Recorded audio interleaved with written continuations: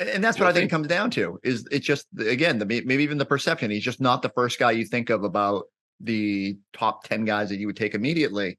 Again, I hope he takes that personally. Like, everybody's looking for a little bit of motivation, and when you've got 305 million reasons to be complacent, well, now he's got a little reminder of that. Maybe even some of his contemporaries don't feel he is in that conversation yet. So maybe Jaylen Brown can go out there and remind him what he's capable of. Winning Plays is brought to you by FanDuel, the exclusive wagering partner of the CLNS Media Network. Winning Plays podcast is back yet again. We are in the dog days of the dog days of the dog days of this offseason. Chris Forsberg, NBC Sports Boston. But there's one thing we had to talk about. We had to do a pod for this reason. Okay, so let me set it up before you give the reveal, because you texted me. Yeah. And said, hey, you're around to do a pod. And I actually said, oh, bleep, did I miss something? Because I couldn't, like, normally I can guess what, like, wavelength you're on. We're usually both looking at the pod or whatever. I was like, there's nothing going on. But you're going to stun and surprise me here with something that we can talk about. I mean, this isn't a stun. This is the delayed reaction here.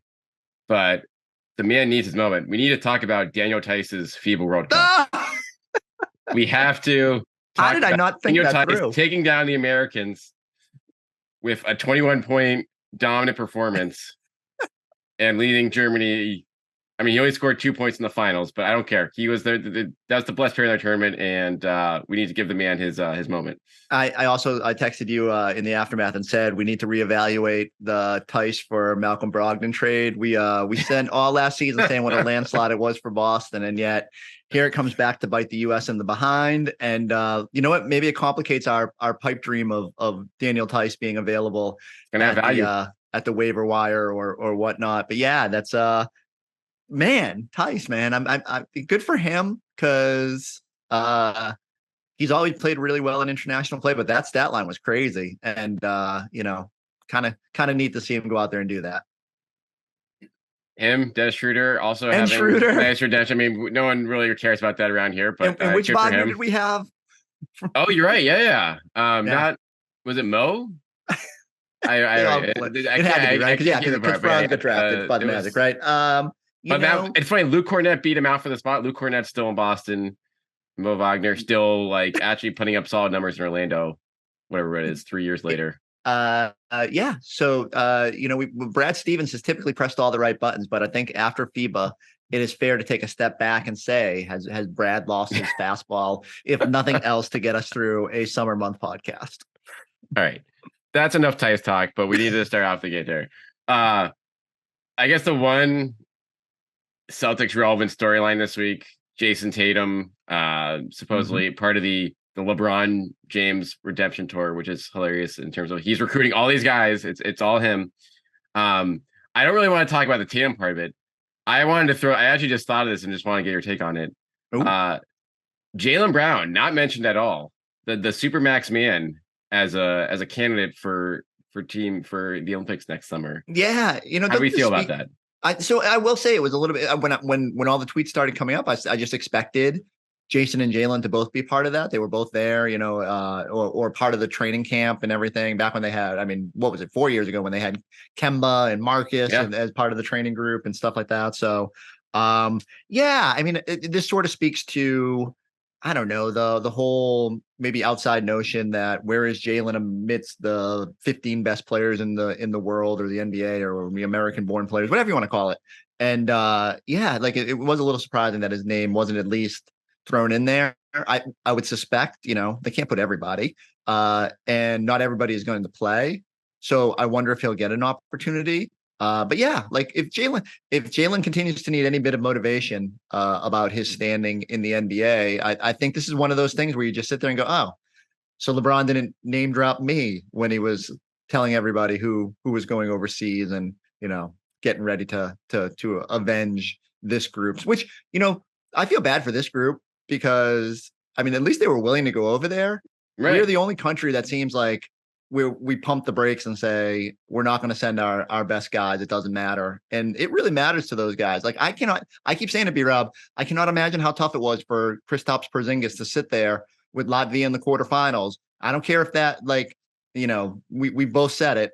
Not sure there's a lot of pain in that foot, and it's got to be tough when you're the smallest country remaining. You got a real chance based on the way your team's playing. So, Olympic stuff is so weird here, and let's just hope. For the sake of entertainment, I hope both Jaylen and Jayson are there. And hey, if Jaylen does what he did last year, this year, maybe that conversation will pick up some steam. Yeah, just a little fascinating subplot to your point. You wonder how much it's like. Oh yeah, Draymond Green's gonna be recruited, but like you're not gonna call it Jaylen. It's like, all right, like where are we at here? But I guess we'll see. If Jaylen's game doesn't necessarily translate as well to the international game, I don't know that's stuff that that's reach. Or I mean, that's exactly. It's like yeah, okay, it's because Draymond's that guy. So it's like, you're just not tight enough with LeBron to get in that inner circle there. But and that's what I think it comes down to. Is it's just again maybe even the perception. He's just not the first guy you think of about the top 10 guys that you would take immediately. Again, I hope he takes that personally. Like.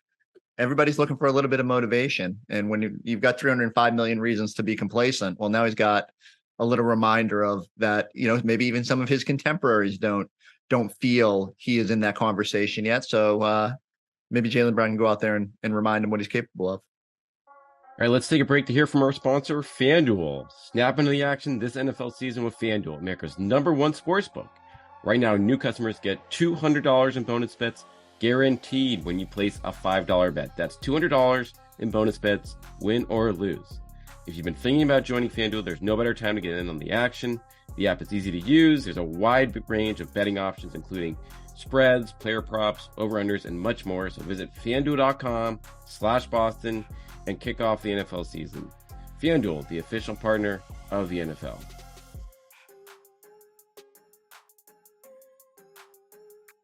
All right, moving on here. We talked a couple times in the last month. Blake Griffin was a big topic there. It's very quiet still. There are rumblings that he may not play this year, period. He may not be he wants to stay potentially on the West Coast. Where are you? Where's your Blake meter right now? As far as odds he's going to be on the camp or odds he's going to be on the team at all at any point this year. I'll continue to just say what I've said, and it's like, look, I get it. Everyone keeps telling me that he's weighing family stuff. He obviously had some back issues last year, but the lift would be similar in terms of maybe even less with Porzingis here, where you're a spot starter. I think he started 14 games, something like that last year. Maybe that number comes even down a little bit, but there's going to be opportunities for him based on the role here. And I think it's just going to come down to if the Celtics still have that spot open in October, let's say 8th, 10th, and Blake wakes up and says, all right, I played enough golf. I've spent enough time with my family. I don't mind being on the East Coast for 8 more months. And, I got a long life of being able to live wherever I want to live. Maybe that reopens the door to it. And we'll see if the Celtics, again, we'll know for sure when the Celtics move on it. But, they have so much flexibility, both with the non-guaranteed deals and the roster spots. So I just feel like if he wants to be here, they'll figure out a way, because he was really valuable and really good for that locker room, and you can't have enough guys like that. And so all comes down to how Blake is feeling. But I saw him, wasn't he? He was golfing with some Barstool podcast or something like that. The back's feeling okay enough to get out there for that. I don't want to equate it, because I'm not saying you go right from the golf course to jostling with Giannis, but he's got to be feeling good enough to get some athletic in there. And I go back to it. I just don't think he wants to go through the grind. You're old enough now. You don't have to go through the grind, just show up and be ready. Right. And he wants to maybe have his moment too. I do. Well, here's my follow-up question for you on that.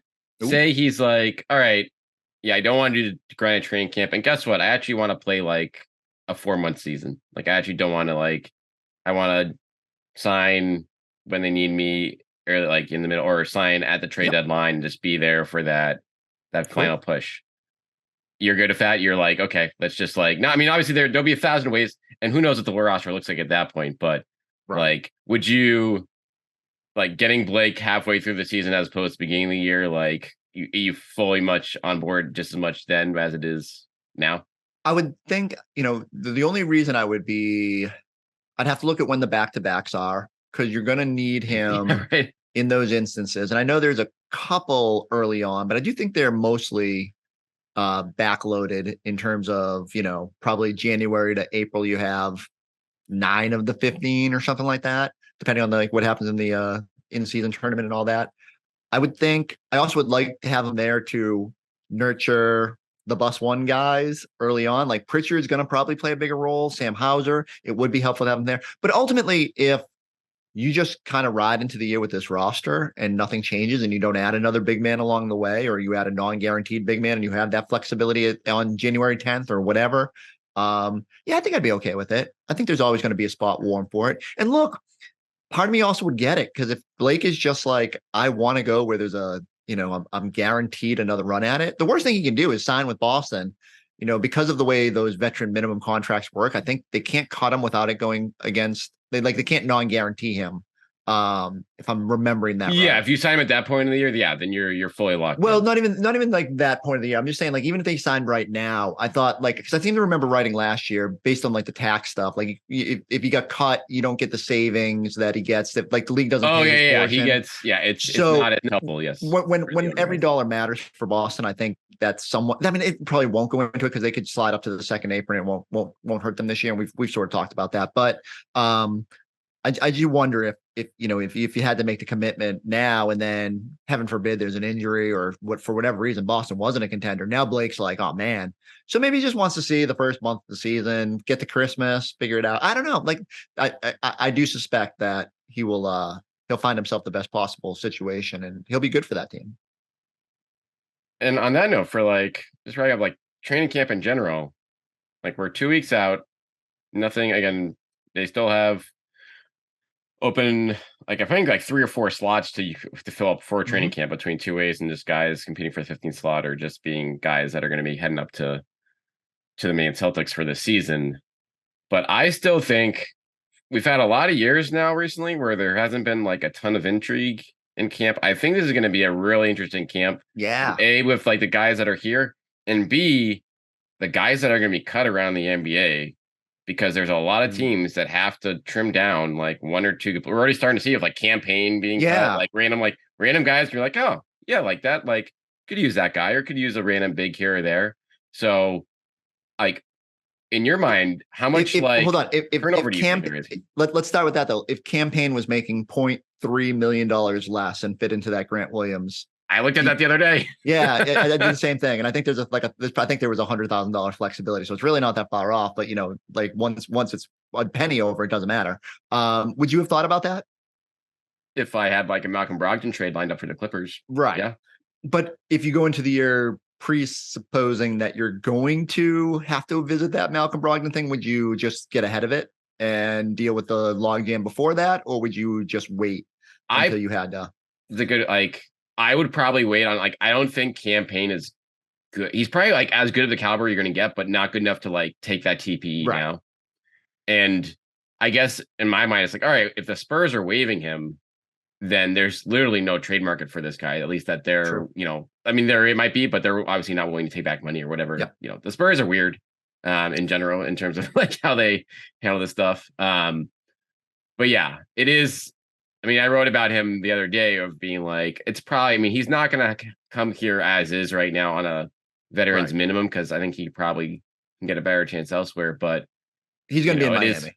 I'll just tell you. Miami is an obvious, if they don't get the Dame deal done, then it's that's an obvious choice for him. But it's also ooh, if you can, if you have that as 80% of Brogdon replacement, and then obviously that solves some issues for you money wise. Further down the road. I don't know if they're, it's obviously a step back on the court. But that is, the fact there are guys like that might be coming loose in the next few weeks is an intriguing subplot to me for this camp. 100%. And, I would feel bad for Pritchard if they did sign and add to the log jam, because you feel like he's just finally about to get his chance here.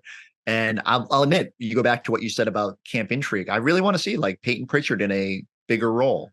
like maybe it just won't work out. Maybe he'll never kind of rekindle that magic from year one and get back to not just being sort of a spot up guy. And but I want to see it. Like, you've invested a good amount into the development.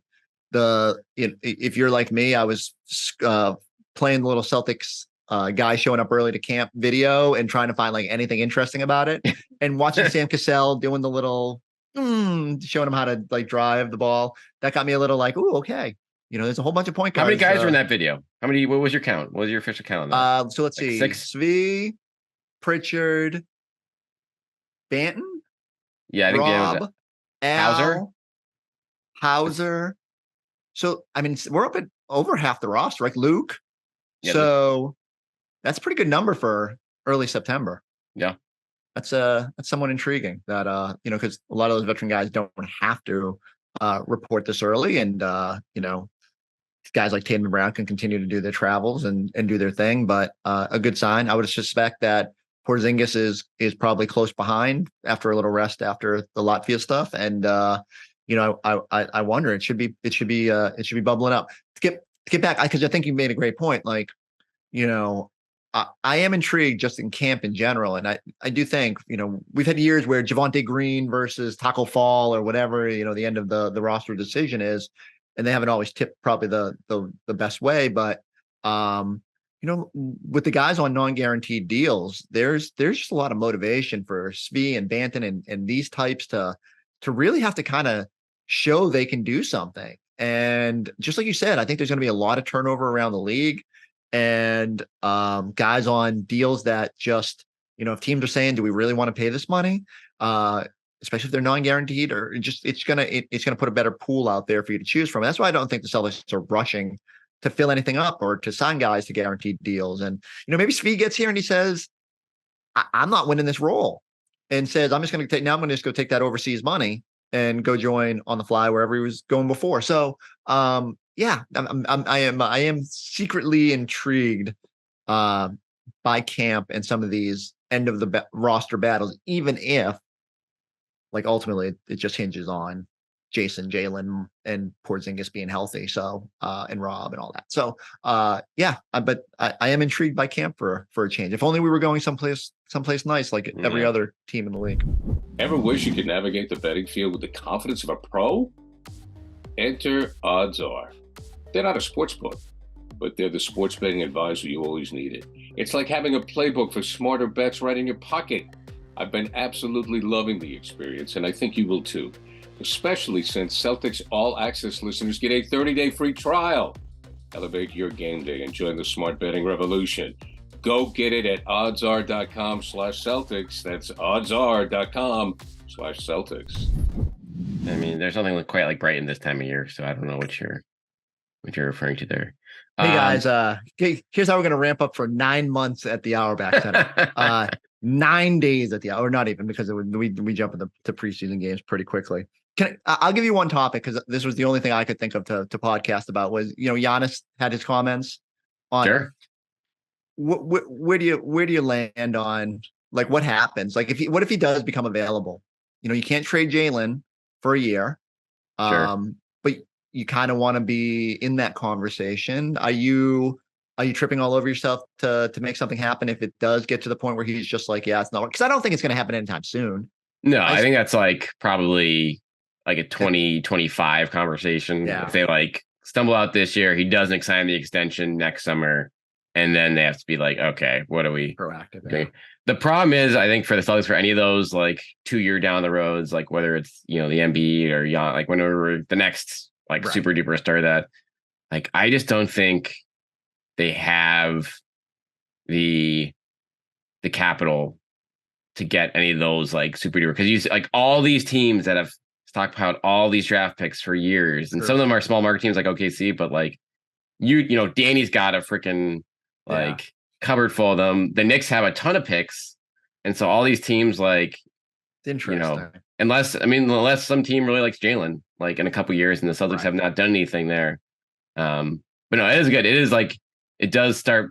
That's the sort of like 2 years ahead stuff that they can kind of be looking at here as they I just think you have to be plan. open to it. And the benefit for Boston there is like, look, this year's going to tell a lot about how the future path goes. Like who's working good together? Is Porzingis the right fit next to these guys? Is, Jaylen continuing that ascent? Like, I think everyone knows going into this, they're still as good as they've been, and there's still work to do to be sure that this is the core long term. And so I will say that's just going to be a subplot along the way here, whether it's Embiid being frustrated in Philly, depending on how that all plays out, or, Giannis. And like, if things go sideways with either of those two teams, it could hit the accelerator a little bit. And I'll just be very intrigued to see where it lands. The good thing for Jaylen Brown, again, can't be in those discussions for this calendar year. So like, kind of put it on the back burner if you're thinking about it from a Celtics perspective. But, those rumors are coming because that's what we do. That's how we feel. That's how we feel September podcast. And I don't want that to feel like I'm doing my best not to drag Jaylen Brown into trade rumors, especially when the 1 year that he doesn't have to do it. But I do think these are just like long-term things that you have to think. No, it could just as easily be you've got Porzingis signed up for 2 more years. Like, maybe he's the salary in one of these deals. It's a lot hinges on how it all plays out this year. Well, it's going to be either, oh man, how can we keep Porzingis like after they did this, or like, oh, what can you get for Porzingis this expiring contract? That's like that. That's literally, there's probably going to be no in between there 2 years from now. But in the meantime, we have a season. What are you doing with the rest of your summer here as we wrap up? What's Chris Forsberg's life as we get ready for camp? I mean, you can probably guess there's been a fair amount of golf, fair amount of trying to figure out what Rob Williams is doing with his off season. I get more Rob Williams sightings from my friends in the area, by the way, than really? Which is great. Yeah, like he's a big Target guy, which is that's not very nice person. So it's just good. I should report this back to you because this is stuff you'd like to hear. It is. He is a man of the people, and it does not surprise me to find that he is out amidst the masses doing his Target shopping. I would probably feel better about my trips to Target if I made the kind of money that he makes. You never go to Target and just come away with the one thing you went for. So otherwise, yeah, it's been pretty quiet. Kids are back in school, trying to my pool turned green. Had to get that back ungreen. Went on vacation. The pool boy we hired just didn't keep it clean enough, evidently. And no, I mean look, I keep saying it, B-Rob, that it's weird that it's this quiet. Like, we have not had very many off seasons in Celtics land where it's been this quiet. And so I actually have last year with everything coming off the rails with Robb and Danilo, and then the Udoka situation, I'm excited about just like a regular, good old fashioned training camp where we worry about the battles and all that. So, what about you? Anything fun? No, it is very bizarre to have this much time, and it's getting to a point where it was really nice, and now it's like, okay, let's get to October 2nd or whatever. Also, a lot of dog walking, as you can. A lot of dog, yeah. As Kemba goes. I don't have a pool, but the backyard has turned into a bit of a pool after all these storms of time. So working on that. Yeah, shout out. Look, so I live out in Central Mass. Shout out to everybody in North Central Mass who is still digging out their basement, and especially as we wait for the remnants of this next potential storm. My Amazon Echo will not stop flashing notifications about potential hazardous weather. So, hopefully it'll calm down. All right, that's it. I put 20-minute time limit on this, and we just hit it. Chris Forsberg. I do need not only you, but everybody involved. If you see Rob out and about, feel free to social media me that. It'll help me get through these last few days of waiting we might have some Rob content. Well, you just should hang out at the Watertown Target. That's I've been to that Chipotle. The old Arsenal Mall area, right? Yeah. Okay. That's it. It's the spot. They still have so much there now. That There's old so much Celtics Jumbotron. I haven't been in that mall for a while. You're right. That was the coolest part of that. I think that whole area might have been redone. I'm not sure if that made the cut. I hope it did, because that'd be a heck of a collector's item if not. I missed the cow doors that was there. But, that's all I got for you, B-Rob. Boy, you were right. We did it. We set the time limit, and we had nothing once that time limit went off. I'm impressed we got to 20 minutes. Let's be honest. Chris Forsberg, NBC Sports Boston. You won't probably find him on your NBC screen in the next couple weeks, so that's good. I'm Bloom. Does he? Yeah, you got any high and Bloom? Listen. No. Yeah, I don't. He didn't do anything at trade deadline, so fire him. I like it. Make it take a path. Woo. And Careful, Brad. 2 years in a row. So yeah, pick a lane. All right. Thanks, guys. We will talk to you next week as the countdown begins for training camp.